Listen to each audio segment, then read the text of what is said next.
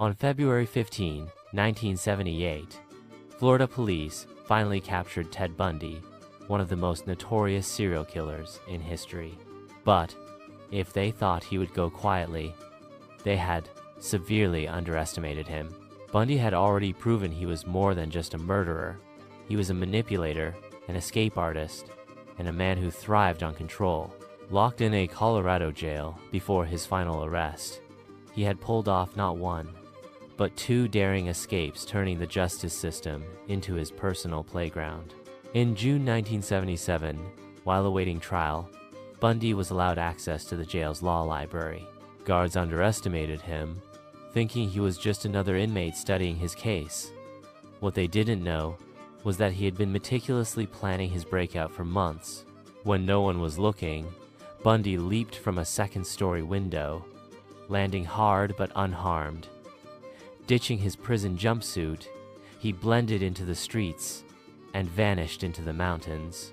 For 6 days, he roamed free before being recaptured. But Bundy wasn't done playing his game. 6 months later, Bundy pulled off an even more mind-blowing escape.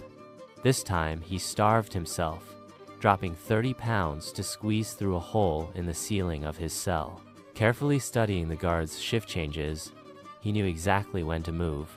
On New Year's Eve 1977, while the world was celebrating, Bundy climbed through the ceiling, crawled through a duct, and walked right out the front door of the jail in civilian clothes he had stolen.